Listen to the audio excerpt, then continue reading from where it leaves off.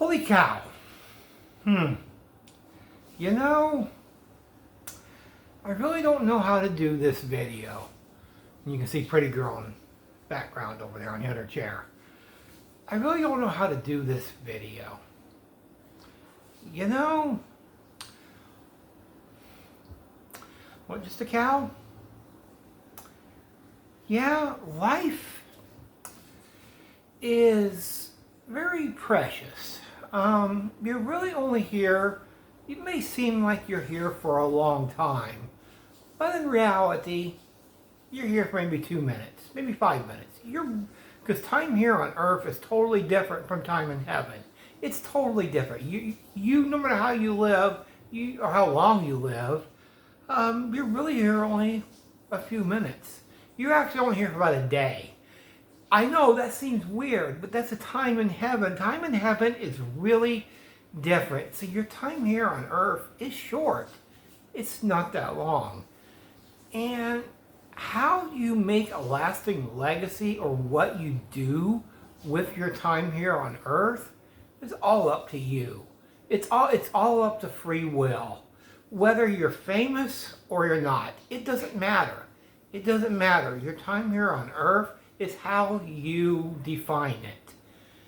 And so I'm on Facebook, scrolling through, looking at different memes and stuff, and having a good time. And then I see something that I'm not prepared to hear. I'm not prepared to hear. NASCAR legend Kyle Busch dies at 41, and I'm thinking, I'm like, no, this cannot be accurate. So I started researching. Just the cow started researching. He had some type of illness, whatever that was. I don't know. Something happened in his last race, and the doctors didn't diagnose him right, and then he ended up going to the hospital, and that was it. 41. That is incredibly young. That is really, really young. And so I'm trying to think of how I can do a video about this, and nothing comes to mind. Nothing really comes to mind. It's ironic. It's ironic that he left Joe Gibbs Racing here a couple or 3 years ago. He left Joe Gibbs Racing to race for Richard Childress. Why is that ironic? Because of Dale Earnhardt, Dale Earnhardt Sr., who raced there at number 3. And I thought that was a little ironic that the last races that you will see of Kyle Busch was in RCR. And that's a little ironic that Richard Childress has had to go through this twice in different circumstances. Now, I have always tried to be very objective, but to me, I always thought Kyle Busch was the modern equivalency to Dale Earnhardt Sr. Dale Earnhardt Sr. was not the most well-liked. As his career went on, he became one of the most well-respected and most well-feared drivers. But early on in his career, he was not well-liked. He did a lot of post-race interviews. He said what was on his mind. He was very reckless. This is the reason I would compare Kyle to Dale Earnhardt Sr., Dale Sr. I compared them to because Kyle the same way. His interviews, he would say it like it is. He would rile people up. He would intentionally wreck people. He was, again, not one of the most well-liked. He was one of the most well-hated drivers in the driving area and on the track. Somewhat like Dale Earnhardt, the very same way.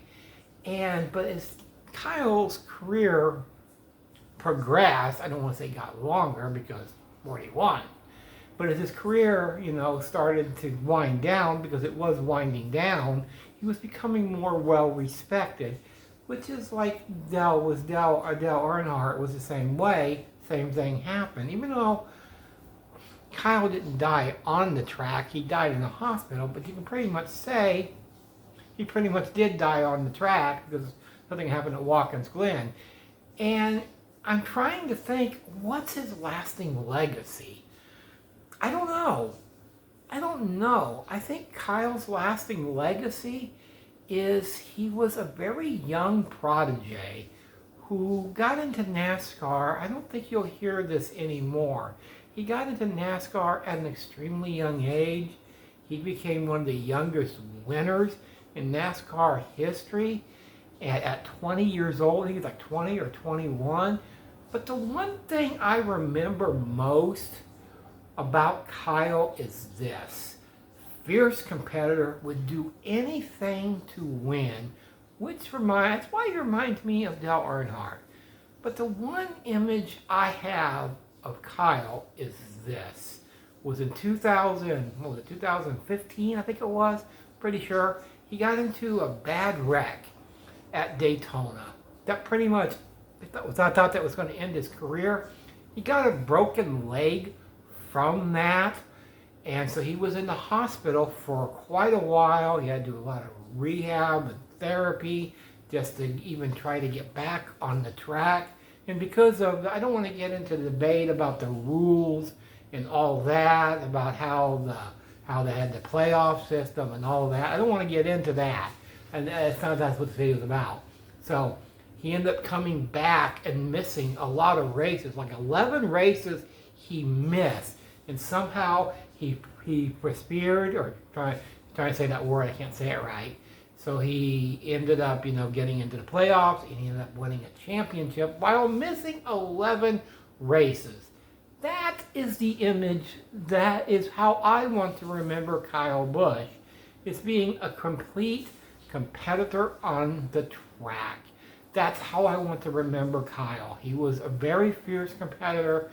I don't think we're going to see fierceness like Kyle ever again. I think Kyle may be one of the last breeds of NASCAR drivers because they don't like that. They don't like the reckless style that Dale Earnhardt did. They don't want somebody to be, really open in interviews and being very, very flamboyant. Yes, Kyle was. And I just feel like, I don't know. I know I didn't do this video justice, and I always have a hard time doing these, and I didn't know how to do this one. This is one of these times I don't know how to do it. There ain't many times that a death actually shakes me up. I just look at it and I just move on, saying it's no big deal. Maybe Dale Earnhardt's one, Kyle Busch's one, Eddie Guerrero's one. There's really not Robin Williams. There's not many that I take a few minutes to think about it, and then I have to collect my thoughts. And there's not many where I'm actually at a loss for words to what to say. And this is one of these videos. I really don't know what to say. It's really hard to do these type of videos, and I don't really like to do them. I don't think I'm the best at them, but I try to do as best as I can. And what a loss this is for the NASCAR world. I feel like this is up there with Dale Earnhardt Sr. I really do. I feel like it maybe not on the same level, but it feels like this is pretty darn close to the passing of Dale Sr. I just feel like that these two are probably the hardest ones to deal with in NASCAR. And I feel like a generation, they may have lost, I don't know, this seems like part two of the day NASCAR died. It sort of does. It sort of feels like that. Because NASCAR ain't what it once was. And you can say what you want about Kyle, whether you liked him or you didn't, or if you respected him or if you didn't. This is a huge loss. He had kids. He has a brother in Kurt Busch.